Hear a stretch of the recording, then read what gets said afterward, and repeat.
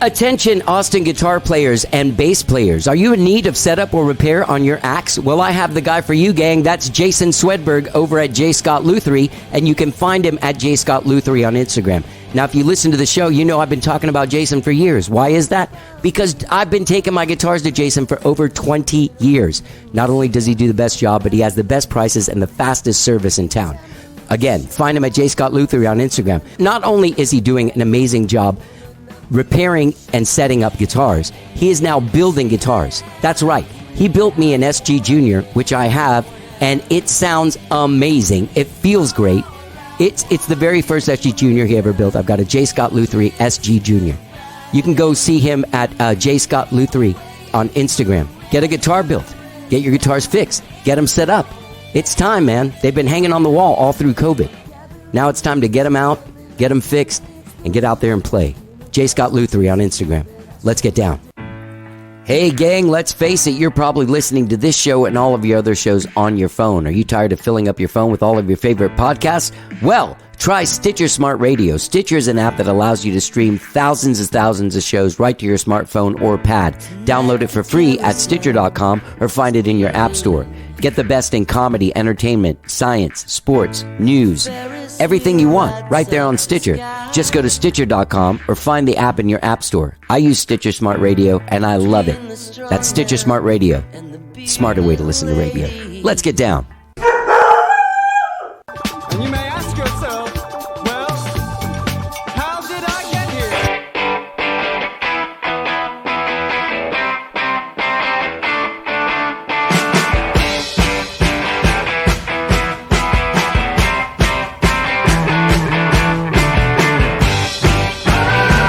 It's time for How Did I Get Here?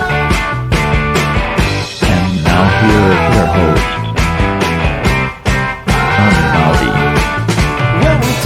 All right, hello, I'm Johnny. I'm your host. Welcome to the show. I hope you guys have all had a good week. It's been a crazy week here in Texas, hasn't it?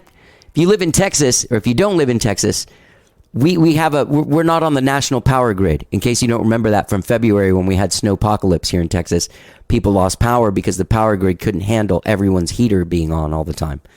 So they are, the reason why is because they're not on the national power grid, and that's because they don't want to be regulated, federally regulated. So instead of going with the regulation, they have subverted doing that and not reinvested in the power grid, and now it's failing. So this week, if you live in Texas, you've been seeing the notices that say to keep your air conditioning above 78 during the day. Don't run your stove or your oven. You know, don't run the big appliances that take a lot of electricity, because the shit might go down and we might have hot-pocalypse instead of snowpocalypse. And let me tell you something. There's one thing worse than snowpocalypse, and that's hot-pocalypse, because you can't get cool, baby. If you don't have a fan or something, Jesus Christ, this is insane. This is insane. Okay, so anyway, guys, I have some good news. A quick self-promotion thing. I want to let you guys know that I have a brand new single called All New Flavor dropping next Friday, June 25th. I'm very excited about it. And guess what? There was an exclusive premiere in Magnet Magazine. So you can hear it if you want. I'll put a link to it in the text of this podcast. I wrote and recorded this song with my friend Gabriel Rhodes. He played keyboards and produced and engineered and mixed the whole thing. And my friend John Chipman played drums. My friend Scott Garber played bass. And I'm very proud of this tune. It's a really cool tune. It's kind of reflective of where I was last summer as far as like the division in America, and not so much politics, but just kind of the way that people deify leaders and then dispose of them immediately. Like, just that was kind of weird. Anyway, it's kind of a song about that, but it's got a cool jam, baby. Yeah, you know what? In fact, real quick, I'm going to play you just a little bit of it. This is All New Flavor. 'Cause they are gonna need someone to do the heavy lifting when you're gone. The faithless in the world, they'll be moving on to an all-new flavor, a brand new savior. That's All New Flavor and it comes out next Friday, June 25th. And coincidentally, I will be playing my first band show since September of 2019 on Friday, June 25th, in celebration of the release of that single. And the singles we've been dropping, Marigolds and Sun, Earth, Moon and stuff. Going to be playing a lot of songs. Going to be playing at 310 ACL Live on Friday, June 25th, along with the Belle Sounds. I have a great band.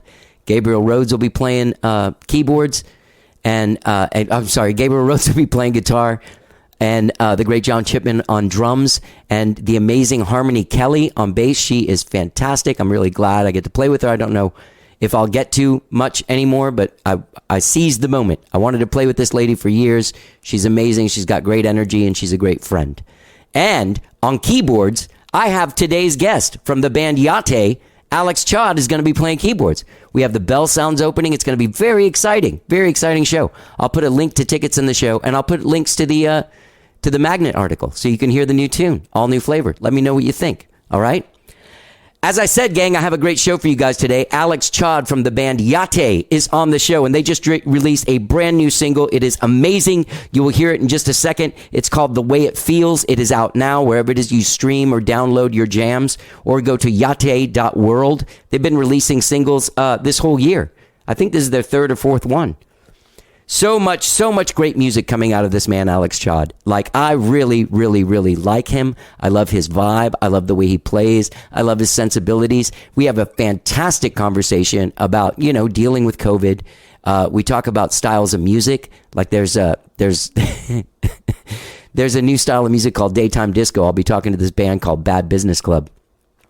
You'll hear that next week. I already talked to them, but they're a daytime disco band. So we talk about daytime disco and sort of like all these subgenres of yacht rock and 80s music that are starting to emerge and becoming like actual styles of music. City pop. There's all kinds of different stuff that Yatte has. Anyway, Yatte has like a poolside, breezy, summertime feel. So when Alex was coming over, I called him and I was like, hey man, you want to just do this by the pool? We have these cabanas here where I live, like by the pool. So we went into one of the little cabana rooms and like set up right by the pool, enjoyed it. It wasn't too hot yet. And I had a great conversation with my dear friend and colleague. He's now my colleague. We'll be playing together next week. And be sure you check out this single, The Way It Feels. You're going to like it. It is out now. All right. Go to yatte.world to find out how to get more involved with my friend Alex Chod and his fantastic band, Yatte. Enjoy our conversation. Let's get down.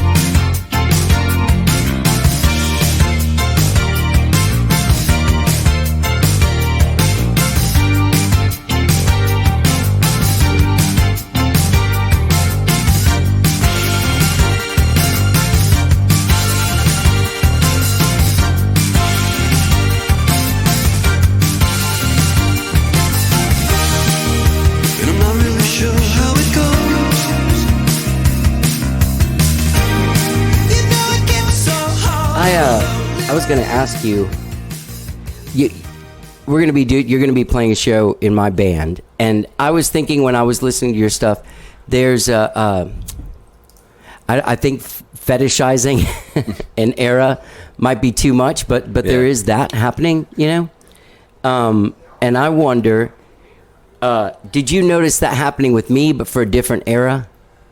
I don't know, because you've been in an era or two. I've been in a couple eras. You've been in a couple more.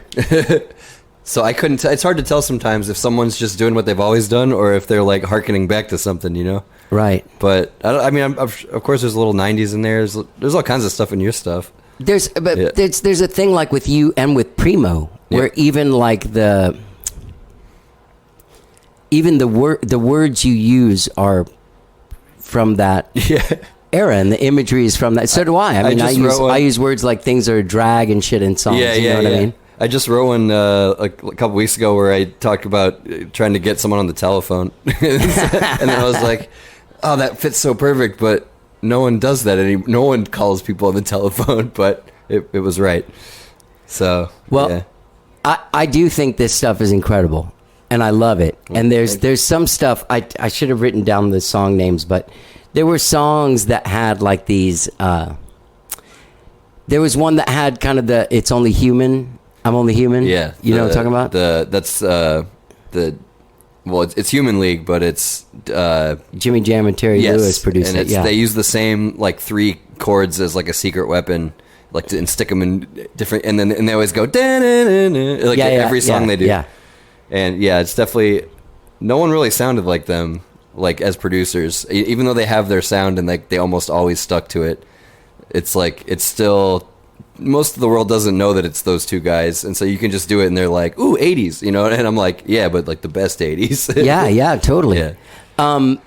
Yeah, they definitely like the Janet Jackson. Didn't they do Rhythm Nation and stuff like that? Yeah, whatever her first record was with the red cover, and she's got like the squiggles on her. Right. Yeah. Oh, Miss Yeah. Nasty. Yeah, Janet, Miss Jackson, if you're nasty. Yeah. Man, these songs are all great, and you've been really prolific. So this started in 2019, so just 2 years ago. Yeah. And you put out 2 full-length albums. Yes. And there's a shitload of singles that I assume are going to come out on another album. Yeah, there's the 3rd album is done, and that's coming out, I guess, summer. I think I'm switching over to just like doing 8 singles instead of like 4 and then the album, because it's just nice to get your audience like involved once a month as opposed to like once every 6 months, you know? Yeah. And I it's not the way I would, choose to do it, but it's also like, if the fans love it so much, and I don't care. I don't really care when the album comes out. Like, I'll just keep doing the singles. But yeah, there's a 3rd album, and then I'm like feverishly working through a 4th album right now. And then and there's a 5th album that's in like pre-production right now. That's going to be in August. I'll get into that later, because that's going to be a whole fun adventure. That's like an adventure album where I'm actually leaving Austin to go do it. Where are you going? Okay, I'll get into it now. So I've done all these first 4 albums are all kind of done. I've started telling people, like, if they don't know what Yacht Rock means, I just start saying that it's like, okay, it's like me and a bunch of collaborators. Imagine like Gorillaz, but if they were in the 80s, existed in the 80s. And that kind of gets people. They're like, oh yeah, because he's got lots of people on the record. Right. And I'm like, yeah. So is that your thing? The tune you did with Duet? You have more of those coming up? Yeah, we got more. I got more like collabs like that. But I'm just saying, like, on every Yatte song, there's at least 2 other people, and they're my old friends or new friends, and they're just we don't draw too much attention to it unless it says featured. But it's just people that are my friends that I've always played with that want to just keep making stuff when they can. Right. But so I've done like 4 albums that way, where it's like I start a song, I hit up whoever I think's the best match, and if they have time, they send me something or come over. And then, if they don't have time, then I just start branching out. But the 5th album is going to be a power trio album with just me, Paul Murray, who I was in Mid-Century with, and he's he's like a main writer of Yatte songs with me. And then this kid we found on the internet who's 18 years old that we've been making stuff with lately. He's just this incredible drum prodigy. He has Phil Collins' exact kit. And soul, and his dad has like a studio, or his mom and dad both have studios in their basement, just because the dad used to live with the mom. So he's just been sending me drums for a lot of stuff really quickly, and he's amazing, and it's really fun to have like. Where's he from? So he's in Albuquerque. Okay, and that's where we're gonna go in August. It's gonna be like Breaking Bad, just like sweltering hot Albuquerque times, but yeah. Oh, I forgot. I ran out of idea. No. The idea went dry. Oh. No. Just keep on talking. I'm trying to catch some candid photos. I don't normally do them out here, but I thought. Yeah. I thought with Yatte we'd have to do this by the lake, by the pool. Yeah. So, me, Paul, who's like the other main writer in the band, and then him have just been having a group chat going. Like, we kind of became his uncles, in a way, because we're like friends, but we're not like parental, but we're kind of like. We're in our 30s and he's 18, and he's like, man, a girl stood me up, and we're just like giving him advice and stuff. But he's amazing, and he has his own little solo career going, but he hasn't gotten out there too much yet. Like, it's all online, but it's not picking up steam, and so this is kind of a way for him to like kind of get to know how that whole system works. So right. And we're not like we don't like take ownership of him or anything. It's just like, we'll show you what it's like to like get this shit done, and put it out and all that. And he's learning fast, and it's really cool. But we've started writing stuff, just sending demos back and forth in preparation for August.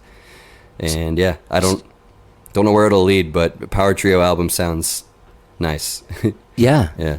Would it be like drums, bass, and keyboards? Well, it'd be drums, keys, and guitar, and then we'd either do the bass ourselves or just hit people up, I guess, the same way I've been doing. But I guess we'll find out. I'm definitely gonna bring my. Is the music gonna be similar? Yeah, I think it's definitely gonna be more rock. I mean, I have some rock-ish tracks, but I think this, from my predictions, just from talking to the guys, I think it's going to sound like Robert Plant's first couple records, in the 80s. Yeah, we actually literally had Phil Collins on that record. Yeah. And maybe a little, like, later Zeppelin, and then, like, a little bit of 80s, like, Yes, like, overproduced kind of ness Owner to of it. a Lonely Heart vibe. Yeah, but maybe not as zany.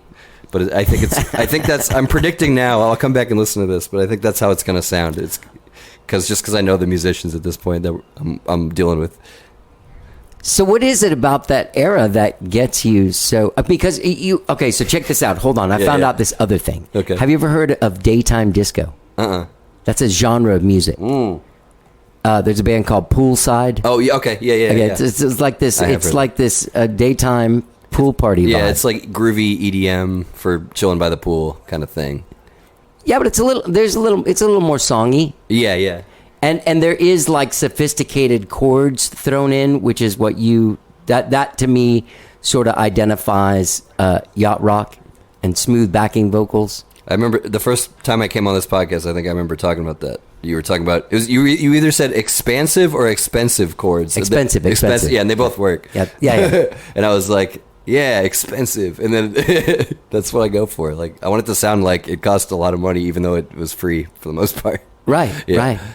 But you know what I mean? Yeah. Like there's some there's some Steely Dan information in there. Yes. Yeah, and those I have heard some. It's like pool. I think I even just call that stuff poolside, just because I think there's like that website called poolside.fm, and it's like all that kind of style. It's like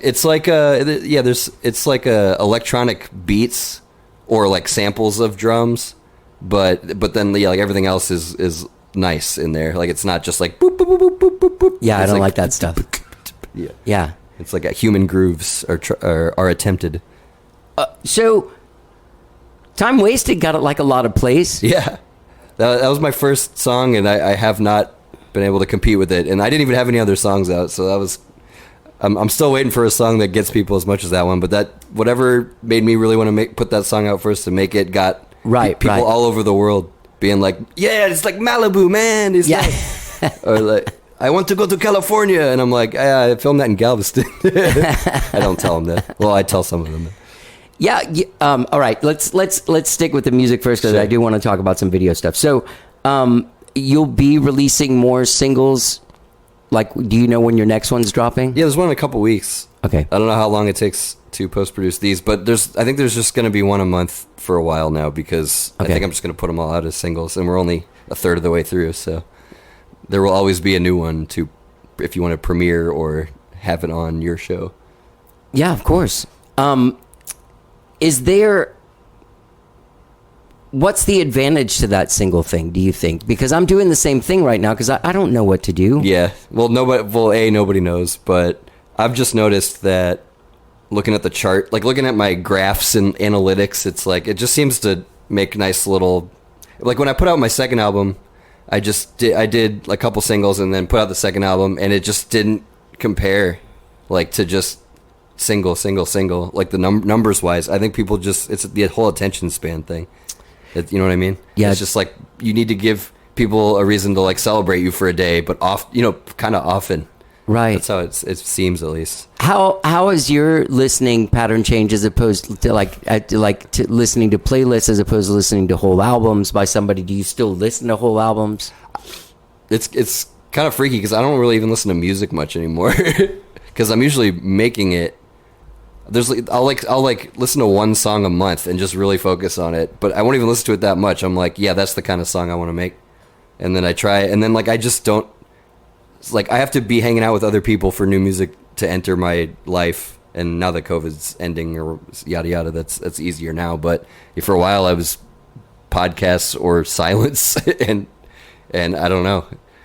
I don't know why. I just I like making music. Probably because I make so much music that I probably just analyze it when I hear it, and it's less fun than it used to be. Right.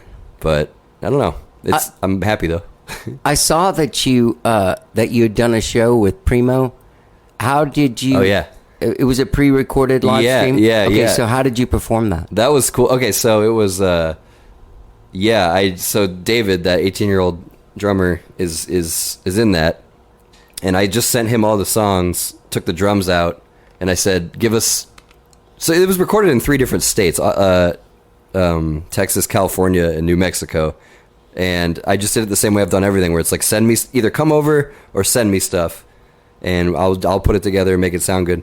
And so David, I took the drums out, sent the songs to him. He replayed drums on it.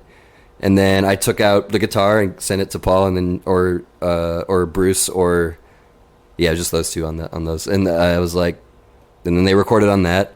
And then I took the bass out and sent it to the bass players, or no bass sometimes. And then I finished off with keys and vocals at the same time. Edited it together because, like, I'm a music video. I can do that pretty fast these days. So threw that together, and then I put enough zhuzh and effects on it to make it look like we might all be in the same house. Yeah. But I don't care if people don't think we're in the same house. I just, make it look nice. It's almost kind of cool that you're not. Yeah. It was kind of a thing where it's like, yeah, COVID, we're still... Yeah, we can still do this, y'all, and I'm still doing that though, and it's not really going to be an excuse for much longer. But it's certainly way faster to make something good that way. Are you going to get out and play shows? Yeah, do you think eventually? I think my idea is I've kind of put that out of my mind for now because I'm just on a roll with making stuff, and it's like once I can see which songs are like the bangers, then I can just make like the perfect set. But yeah, it's more like being... Well, okay, so here's a good example. The set we're going to play together, I can't make that day. I can make that day. Oh, I think I can make that day. I'll get back to you. Christ, I can't make... Right? And, we're all in our 30s for the most part at this point, so we're firmly in that dimension now where it's like, oh, I can make that night. And then like a week later, it's like, oh, actually, I forgot I can't make that night. Right. And so that stresses me out so much, especially because I want the show to sound good, and I know everybody wants the show to sound good, but right, just I had when that string of emails, I had like, oh god, what's gonna happen? Yeah. So that stress from back in the live music days of Austin before COVID and all that was already stressful for me. Where it's like, okay, cool. Like everyone's like agrees on like 3 practices. We practice on our own time, and then like 3 just accidentally becomes 1. Right. That stressed me out so much because it's like, what's the point if we can't? Like, it'll be fun, I guess, but we could also just spend time doing other things that... right. No, I understand. Yeah. So it's kind of out of my mind now for stress reasons, but my main plan is to just keep doing this, and I have like ads running. I've had ads running since we changed the name to Yatte or whatever, or started as Yatte, and I'm just waiting to see where critical mass happens, and then just... I want like a tour to like find us, you know what I mean? Like, I'll do a little bit of footwork, but it's like just running these ads, like so many things have just found me that have been amazing. Like I've got a label in London is making vinyls for us. Oh, that's great. Like, and I didn't do anything. I just put an ad out, and then people start talking. I start meeting people, making new friends just from this ad. It's like the best purchase I've ever made, and I'm just kind of waiting for the tour version of that to happen, basically, so I don't have to like think about DIY touring, because we did that once, and it was such a liability. As Yatte, or was that Wonder Bitch? That was Wonder Bitch. Wonder Bitch. Yeah, and it was just, I mean, our car transmission broke, our van transmission broke, $4,000. It's like, that was enough to like turn me off from DIY touring, and like the accidental playing to 2 people one night because something happened, rained or something. It's like, I would rather spread my seeds out there and see what grows, and then hop into it, as opposed to like just charging ahead into the void. How far did you guys go? We went from here to hell, here to LA, basically, and a few and some cities in between. Yeah. It wasn't like the longest thing ever, but when the van broke, I think we had to cancel 2 shows to make that work, and I was just like, oh man, what an expensive friggin' a dream. And so it's like, there's got to be a cheaper version of this dream. But did you guys ever try like the ever-growing concentric circles of like going to Houston a few times and building up, and then Dallas or whatever? It was just hard to keep that momentum, but yeah, we definitely did that. Yeah, and then we played in France and England, on these crazy occasions, and that was amazing. But that's another thing, you just can't sustain that, and I don't know if that's the be-all end-all for me to just like charge out and just blow all of our money or put all of our money at risk. Right. And then just to see if something happens. Like I'd rather just try other stuff until maybe something manifests, but I don't know. Have you been like a Black Fret band? No, I think we were on the short list one time or something, but I also started to get really pissed about trying to impress Austin organizations, cuz that becomes your whole... There's a world out there. Yeah. Yeah. They're literally, that was the other thing I realized with the ads, where it's like, there's the joke where like Brazilians always write, come to Brazil on everything you put out if they see your stuff, and that started happening, but they were serious. And I'm like, okay, Brazil likes our stuff way more than this 10 square miles I live in. So it's like, why think about this 10 square miles that I live in so much? And I don't know. It's trying to impress Austin organizations. Right, it's right. Like, it's an endless loop. And what do you get? You get nothing. You get on the cover of the Chronicle once, and then you start over or something. I don't know. Yeah. But unless and then you can network until you know someone at the Grammys, like that has happened, and that's dope. But I don't know those people, so right. Did I already ask you this? Did Time Wasted get on a playlist of some sort? Is that what accelerated its plays, or was it just natural sharing and stuff like that? I just think it got on like 4,000 people's like individual playlist. Like they just wanted it for their summer playlist. You know what I mean? So I don't think it was on a big one. It might have been on like like everyone's Discover Weekly or whatever. But I never got on I don't think I've gotten on like a big playlist before. It's all really organic, which is kind of cool. That's great. I'd love to get on one of those playlists, but I'm working on it. Do you feel like, I feel like you specifically make music for summer? Yeah, probably. There's some, I guess so. Some darker jams, but it is very summery. Yeah, there's none of that cozy, it's cold outside and the leaves are falling shit. No. But it's I do top like down that music. stuff. On the way to the beach. Yeah, for sure. Did you play harmonica on it, or is that a DX7? On the one with duet or whatever? Yeah. No, that's the DX7. I've been waiting for an excuse. We use that on... Do you have the breath thing? No, it's just... like the mod wheel and that. But we used it in the Wonder Bitch record, and that was a point of contention back in the day. I had to mix it with a Moog synthesizer so that the guys in the band wouldn't... It's too DX7. Yeah. So, but now I can just do that. I know people love it out there, so... So you have a DX7, like a legit old school DX7. Yeah, it's the DX7 II. So it's from 2 years later or whatever. It's the same thing. 86 or something like that. Yeah. Does it still have those everybody needs a little time away? Those weird piano with strings and bells and all the piano sounds on are real weird. Well, the grand piano sounds are real ugly. I don't know. I think they used it in that Howard. We always talk about Howard Jones. Yeah. That it's like Yeah. I think that's a great that's their version of a grand piano. Maybe if you did reverb on it or something. I don't know. It's weird how there's some really ugly sounds in there, and then there's just some perfect sounds on there. But I guess that's every keyboard probably. Yeah. Are you a Danny Elfman guy? Yeah, I'm not a Danny Elfman guy, but I don't. Are you talking about that new stuff he's been putting out, or like the Oingo Boingo stuff? I'm talking about Oingo Boingo and all of his fucking music. Yeah. All good. He put out like a freaky song 5 months ago or something. Did you see that? Like a scary psycho song that's kind of funny. I'll link it to you afterwards. That's funny. I end up listening to so much. I've been doing the podcast so intently, and it's been like my main source of connecting with people and everything. It's and like even your though it's phone been call over with Zoom. them. Yeah. But I spend so much time listening to people's music, that I wonder what people think. Like, you know how you can see people's Spotify, like your friends Oh, on yeah. Spotify, like, well, sure is listening to a lot of Yatte today. Yeah. People probably see me listening to my own stuff often because I'm doing it. I'm mix checking in different car. You know, I'm like, Sure. Did this one turn out okay in this car? Did this one turn out okay in this car? Right. Kind of obsessive, but yeah, either that or listening to a lot of like city pop lately. You've been catching those waves. Have you heard of that? No.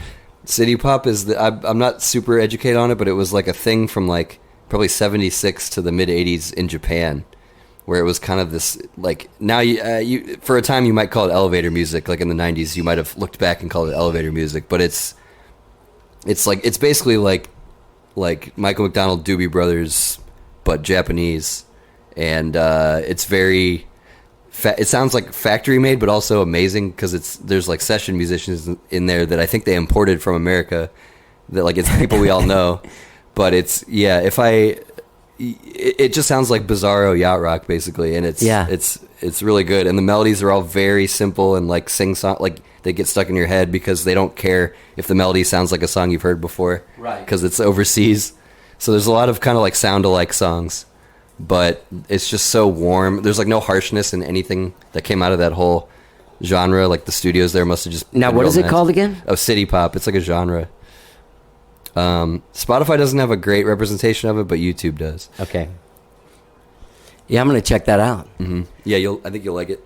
As far as yacht rock goes, don't you think Pablo Cruz should get more play? Yeah. Because even their logo and everything. Yeah, and cruise. Yeah. There's the word cruise in his name. I know it doesn't mean the same thing.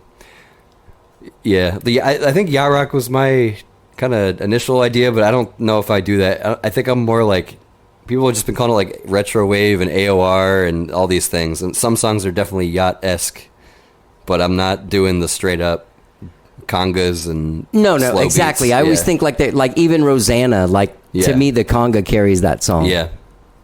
I guess you could probably call Just it weird to say that's that. yacht rock for sure. Yeah. Yeah. Yeah. You did a great version of Missing You. Oh, on my Instagram? Yeah, I loved it. Thanks. I loved it. You like John Waite? I like that song a lot. I listened to the rest of the album and it was pretty good, but I was like, yeah, there's a reason this song was this song. I don't even remember a second single after that. I don't think so. And also, I think that was like the biggest song of that year. Was he in a band before that? He was in The Babies with Jonathan Cain, who's a keyboard player for Journey. Oh, I was going to say, like, is this like a Steve Winwood scenario where he just came out of Traffic kind of thing? Or I never knew who that guy was, John Waite. Are you a Steve Winwood guy? Of course. Yeah, you can't be mad. You can't be mad about Steve Winwood. No, I'm not mad about Steve.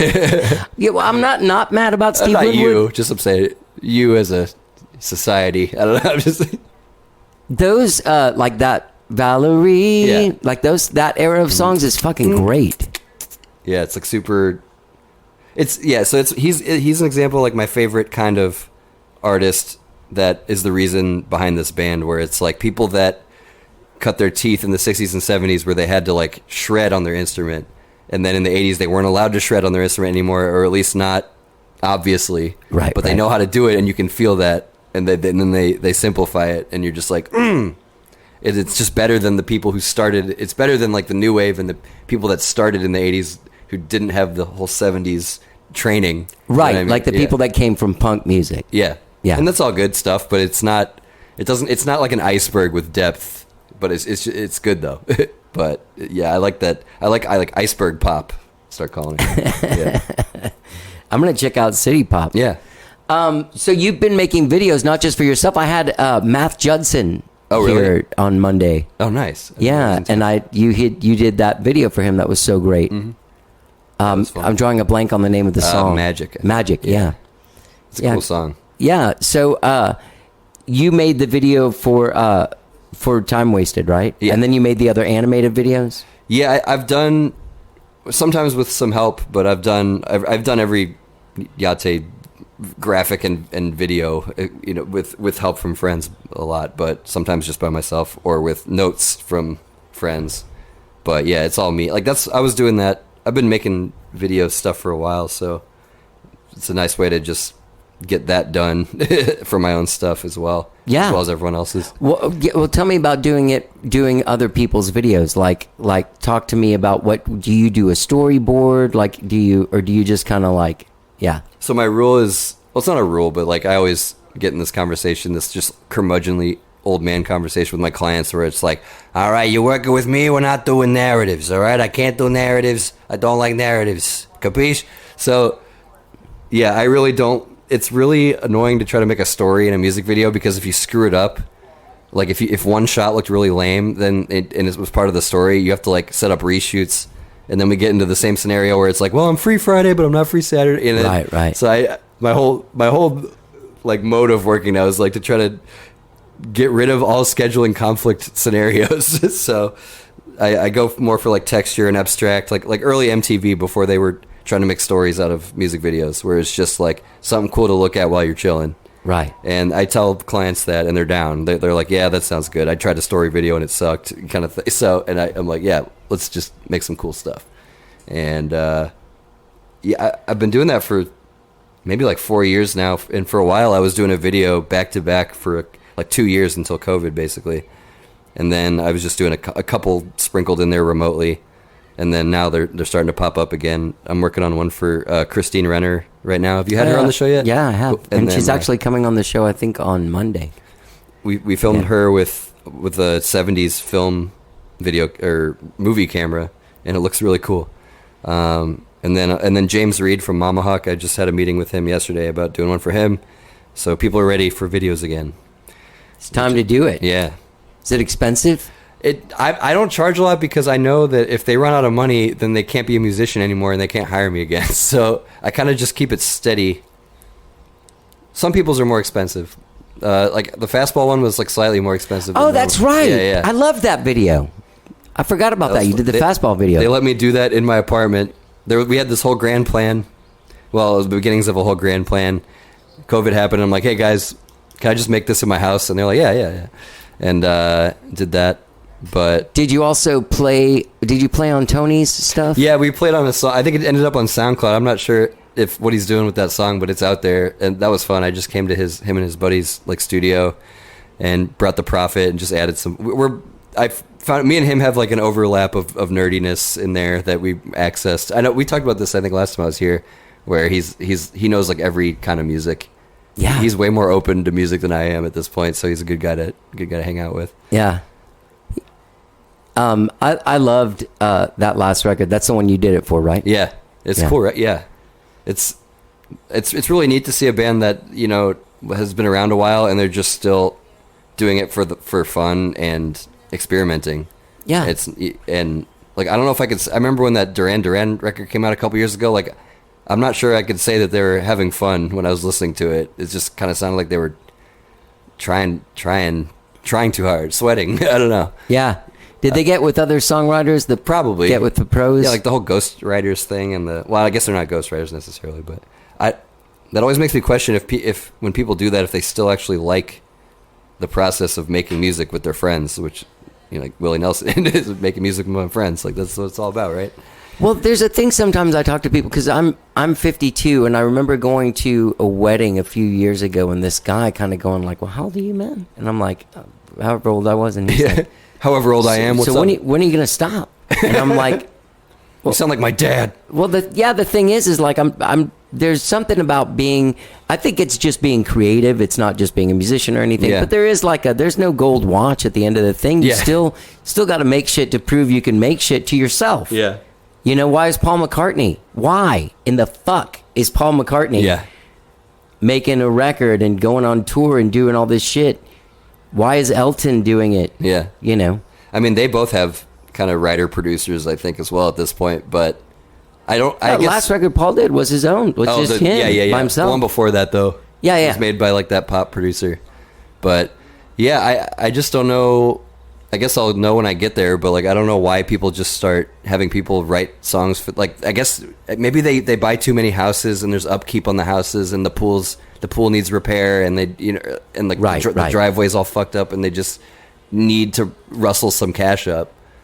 Well, I mean, there's stuff like there's a thing that happened where there were people that were like famous in the 70s, like Cheap Trick and Heart, and I talked to Nancy Wilson about this, and like Aerosmith, Yep. where it's like you know, all those people worked with Holly Knight, Is who that a wrote writer? Obsession. Yeah. Okay. And she wrote, you know that John Waite song, Change?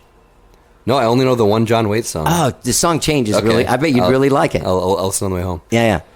And she wrote Obsession. She wrote Never for Heart. And she wrote Ragdoll with Aerosmith. But that was the formula at the time. Like, well, you've got this sort of like legacy. Yeah. And you're kind of bottoming out because people aren't buying the way you're doing shit. Why don't you let us kind of update you? Are you a huge fan of like the video era? Like, do you watch a lot of like old MTV videos? Like, how old are you? I certainly did. I'm 34. Okay, I so was you around. weren't there though. Like, I wasn't there for the beginning of MTV, but I was there for the grunge, the early grunge. I was watching MTV, so I caught a lot of creativity on and the there. Hype Williams hip hop videos. Yeah, and they still Brightly showed lit. the '80s ones too. Yeah. And VH1 had Hairbangers Ball or whatever it was called. So I've seen plenty of '80s music videos and '70s before proto music videos as well, which are hilarious. I guess they call them like pop promo videos or something. Right. But I love that style where it's like they couldn't afford to take it too seriously because it was just something they were just throwing together. For Yeah, and the it wasn't record. an actual thing. There wasn't really an outlet. If anything, it would get shown like once, On the maybe on the news. Mike Douglas show or something. You know? Or I don't even. Yeah, if the band couldn't perform on a news show and they were touring, they would just show a bit of that video or something. Right. Yeah, Most of them were performance videos. Yeah, cheesy green screens, if not, which is charming at this point. Is there anything that you? Because I'm a huge fan of it, and I saw it as it was happening from before there was MTV. Yeah. HBO would show like this thing called Video Jukebox for a couple years beforehand, where they'd show videos like a video for Cars by Gary Newman, and I remember seeing Ashes to Ashes, that Bowie video, which with is the clown. real fucking weird. Yeah. Walking down the beach with the old lady. But there was like this sweet time, I think, at the beginning of it when people were shooting on 16 and 35 millimeter before they used videotape, like Don't You Want Me? Yeah, and you can see Or the Duran Duran videos. You Like, can those see are they're just beautiful. having fun, and they're just having fun. Yeah. Well, the Duran Duran's insane. That was like the precursor to the $1 Million video. Yeah. but it was still kind of cheeky. Like it was like them, like the Boys on Safari. Like Right. But yeah, there was something a little more easygoing about it because like they just needed to put it together, and they were having they're probably partying, when they weren't on camera, and it's just a fun Yeah. time. Did I tell you last time you were on here about that book called I Want My MTV? Dire Straits. No. Oh, wait. It's a book called I Want My MTV. Yeah, I think you did tell me about it. Yeah, and it's a story. I don't know like what a big like David Fincher and Michael Bay and all Yeah. those guys came from that world I of never ended like up getting that book. video making. And then you recommended a book by your ex as well, maybe, or no, it was a video, something your ex made. You wanted me to see it. I'll have to listen to the. Oh old yeah, maybe it episode. was a video that she makes. She was a video director as Okay, well. Yeah, it's probably that. But there was, there was, I don't know. There was I was just basically wondering, like, do you come from being a fan of those things and having like a guy that you like because they did a certain thing? Not direct. I don't have like any director heroes of music videos, but I really, it was sure nice to have those on TV when you didn't have anything to do. Yeah. Because it really made the music mean something more to you when you would see any kind of visual, even if it was lame. Like you'd still be like, yeah, I know what they look like now. And they're like, Yeah. It was pretty amazing. So, who was the band that you're making the video for now? So there's Christine, and then Right, James Christine. Reed, who he's in Mama Hawk, and he's had a solo. We went to college together. I mean, I didn't know him in college, but I knew him while we lived in that town, and we all moved here at the same time. Right. And he's got a really cool solo EP coming out. It's like a really sad song, and we're doing like a funny video for it, which I've never done. I've never done like a huge juxtaposition like that, so that'll be interesting. It's like an interesting modern thing I'm gonna have to adapt to. Like just doing like the ironic, actually funny video over like a pretty sad song. But I guess people have been doing that, so let's give it a go. How did you do during the pandemic? You were working. You have a job. I do now. Okay. The pandemic was I escaped and me and my brothers went to just live at our parents like we were in high school again. It was just save on rent and groceries, you know. It's good. And Good plan. yeah, and it was fun because we're all adults now, but we're living together, and it was like, oh, we actually get along way better than we used to. But I brought all my work stuff and all my music stuff over to their house, and I actually had a few clients during my buddy Sam, who was in Wonder Bitch, who now has a project called Harrows, which we should probably get. We should probably, yeah, definitely. He's a great hang. But I made some like live stuff performance videos for him. I worked on the Math Judson video while I was over there after we'd shot most of it. I really like him, man. Did he do some stuff with you? Did he play? Yeah, some he's on Summit, which I have written down. The last tune that came out. Yeah, the last. He's on the like ethnic percussion, like the udu and the toms. And yeah. And the maybe a tabla. I forget what else, but yeah, and then he's playing proper drums on one or two new ones that I'm working on for the 4th album. And he actually also went to the same college as I did, and hadn't met him yet. The Illinois one or the Indiana one? So he went to Indiana for 1 year, I guess, and I never ran into him. But oh yeah, that's right. He said that's how you guys kind of like connected. I don't even remember how I met that guy though, like officially. He says it on the podcast. I can't remember either. Did he message me? I don't even remember. Maybe so. Man. Well, I mean, weird. Okay. Before we go any further, and we're by no means done, I just wanted to let you know I love your songs and I love your songwriting. I love your playing. That's why I asked you to play. Plus, I love your vibe. You have I don't give a shit and you're great kind of vibe. And also, you have a sensibility to you, like sound wise, where you know what's.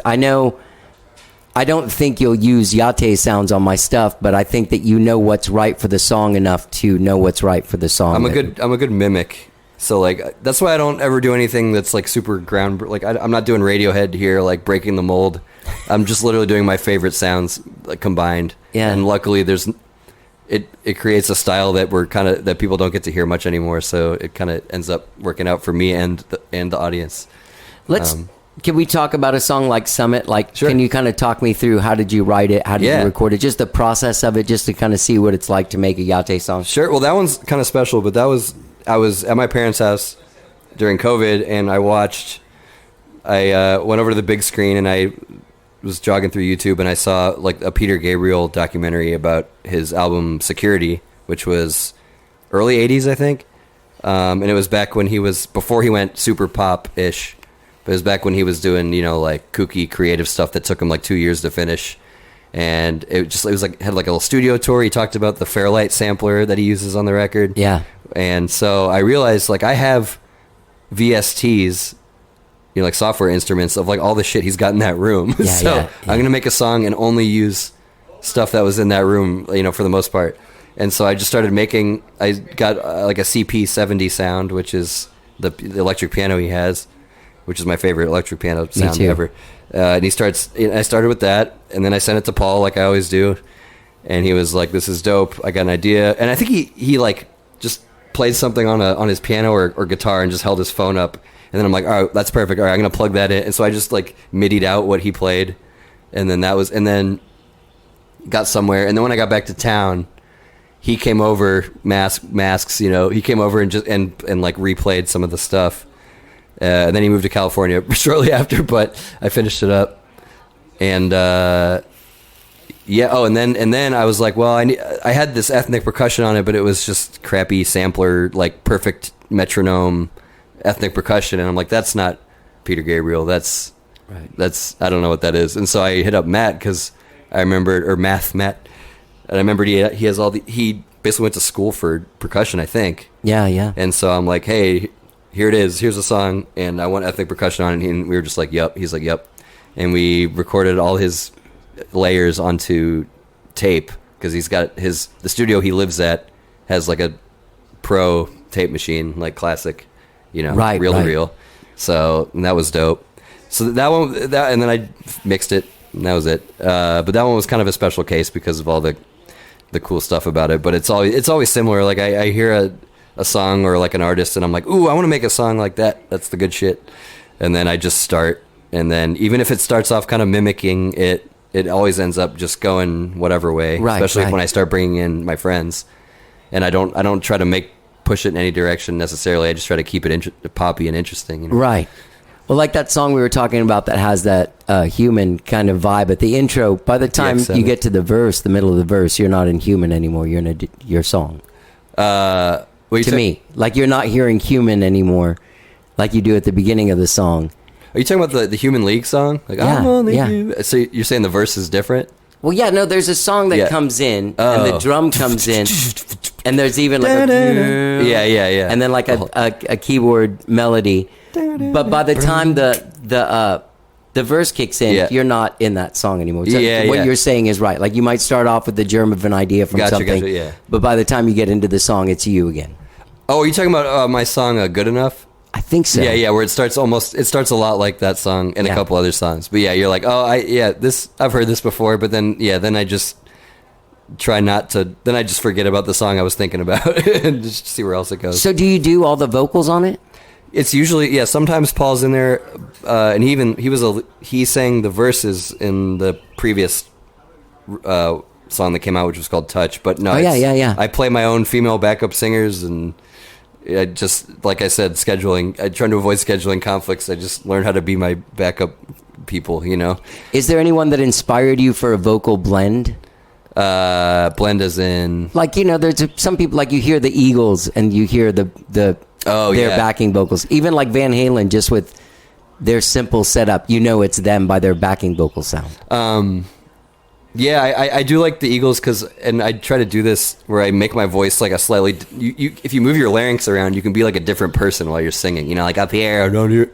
So it's like, I kind of do that sometimes where I try to be different guys. But that are, and they sound silly by themselves, but once it's all stacked up, and sometimes even I'll leave one kind of sloppy because the drummer can't sing, you know, just a little, but when it's blended all in, it just sounds like some people.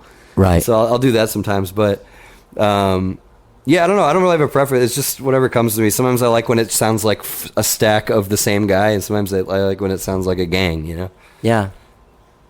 I like it when there's a distinct sound and it's different people. Yeah. When it's all one guy sometimes, even like on like Satellite of Love, that huge Bowie thing at the end is awesome, but it's definitely Bowie. Yeah. You know. Anyway, all right, so back to Summit. So do you mix this shit as well? Yeah. Yeah, it's another scheduling thing that saves scheduling conflict. So I've always tried to mix like the Wonder Bitch stuff. I've been mixing for a while. I sucked at it for 10 years, and now I don't suck. I'm trying to get better always, but like I have like a system that I can't explain that works for me now to get it close enough to where I like it enough, and I know the audience will not even notice any issues, you know. Or like nothing will be like, whoa, what the fuck? So, yeah, I've learned just by necessity. I bought the right plugins and work them pretty hard. But I'm ready to learn some new stuff though, like upgrade. Are there guys like when you talk about this trio that you're doing and you want to do like a Robert Plant thing? Would you go get like Tim Palmer, who's within our reach? No, because I want to learn how to do it, so I don't have to pay people. But you wouldn't want the guy that actually did it to do it? Well, I like the 2 albums before Tim Palmer stepped in. Oh, okay. His album's fine, but like the ones before that, Big Log. Yeah. Okay. It was probably Hugh Padgham, but I'm not sure. I just my main skill in life is mimicking, so I like to try to do that with production style too, and I don't have just the incredible sounding gear, but I can keep tweaking until it's like close enough for me to just say like fuck it. Who are you guys? Like mixing wise, I really like Hugh Padgham, who was Peter Gabriel, Phil Collins, Police, XTC. Well, Peter Gabriel before So. Yeah. That stuff before So, and then because that shit definitely was a lot different sounding. Yeah. And then I really like Bob Clearmountain, who's done everything, but particularly the way he did his 80s stuff just sounds so much nicer to the ear than how most people did the 80s. Didn't he mix a bunch of fastball stuff?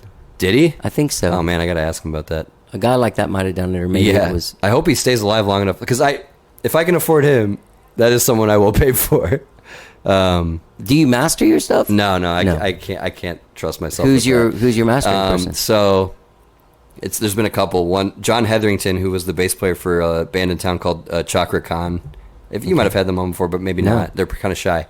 But he's one of my friends that's just like a gear he just has all the gear. Like he's got a wife and kid, but I have a feeling I haven't seen his place in a while or his at all. But I have a feeling his whole living room is a studio. You know, is the racks of gear and the monitors and the big TV. And he's really into like retro kind of cheese and sleaze kind of feel. So I've gone through him a few times, and then sometimes Max, who's a Good Danny's mastering guy, Max Lorenzen. Kind of just depends. But I would love to for the trio album. I would love to pay someone fancy for that one because I feel like it's going to be, you know, real 100% real drums and real guitars. Like I need someone who can make that nice at the end because I'm only going to be able to take it so far, I think. Yeah. Do you think that you would do some stuff with the outside producer? Maybe. I just like I really like every part of the process. Yeah. So it's almost like it's not that I think I'm better than anyone. No, but I just like have an idea. You have a vision. Yeah. It's fun to figure out that puzzle. Otherwise there's the puzzle becomes trying to convince the producer to do something. Right. And that's not as fun of a puzzle as just figuring it out. Yeah. And I'm so focused on that stuff that I'm getting decent at those puzzles. You know, it's like if you do the crossword puzzle every day, you start getting better at it. And I literally work on this stuff every day. So it's kind of a fun puzzle to just figure out how do I create the entirety of what I'm trying to do. Right. And I respect that. And it really sounds fucking amazing. Thanks. You know? Some stuff worked out better than others, but I know that the audience doesn't give a shit. They're enjoying it, which is great because it's kind of blank check for me to just take risks and like try some stuff, you know. Yeah. Try my best. Let me ask you this: what's the song that has saxophone? Well, there's Who Knows and there's Spirit Calls, which is like the cruise ship kind of dancey one. Who Knows is the sad one that's got the no. It's definitely the cruise ship. Yeah. Okay. So that's Adam from Mama Hawk. Okay. He's getting his solo stuff going now too. He's awesome. I've known him. He used to live in a shed like a couple blocks away from our Wonder Bitch house in Indiana, and he lived in a shed with a bunch of spiders and just practiced saxophone all day. But he's amazing to work with. I end up working with people who I don't have to really. I give like one round of notes and then they're like right. Wow. Yeah. I feel the same way. I like to get people to play with me because I like what they do and I want them to do it too. Yeah, and you want the song to be about that. Yeah. And that's just so freeing and nice. It's like, be you on the song. That's why I picked you. Yeah. And it's like I know your brain. You know my brain. Yeah. You know what I'm trying to do. I know what you're trying to do. It's like you got it. Go for it. Yeah. And go. You know. Do you go to any will you be going to I just found out about this jazz jam. Math was telling me about it. The one they used to have at Dozen Street? No, there was one they had at Stagel that's now at Long Play. Because it is right on Tuesdays or something. Yeah, no, I went to the ones they used to have at Dozen Street and that was pretty fun, but I don't I'll go in if there's like 5 people already on stage and I can just my like theory and jazz in the moment chops have completely disappeared as I become a producer, so I don't want to insult anybody with it. I know a lot of people, and I spoke to. Do you know Bob Schneider? I don't know. But you know who he is. Yes. So this guy's been touring. He's been touring the country, and he tours regionally, and he takes a band around the country in a bus and shit like that. Right. And after COVID, he's like, I'm not doing that anymore, man. And someone I'm in a band with was like, hey, I'm not playing like I used to before. This year showed me that I was just schlepping around this fucking... Schlep is the key word about touring that makes me... At our level, yeah. Well, that's the thing is, like, what you're doing is so sophisticated that, nothing against these places, but to take this to, like, a Cheer Up Charlie's or, like, a Stagel, like, how do you make it sound like Yatte in a bar? Yeah, we would... Back in the day, we'd try to be strategic about it. Like, we play Swan Dive where Sean, he was our sound... he was... like our biggest fan and then became our bass player for a while. But we knew he cared about us, you know what I mean? So it's like we try to play places where it wasn't just going to sound like garbage, except unless it was like a huge like New Year's party at Cheer Ups or something. Right. But if you were to do a show now, would you probably be some amount of backing tracks, but not like not to like a karaoke degree, just enough to fill in, because there's Well, it would. I wonder if that'll show up. There's It will. sometimes there's like 4 guitar layers going on the record, and it guitar harmonies and stuff, and it needs to be there, and I can't the more people on stage, the harder the scheduling gets. So yeah. might have to do some backing tracks. We'll see. I'm not there yet. It's funny that you say the scheduling because I remember going years ago. The first time I ever saw a polyphonic spree. Yeah. Oh God. How many people? Like 23 people, 19. There was 27 people when I saw them, and I freaked out because I was like, "How in the fuck?" Yeah.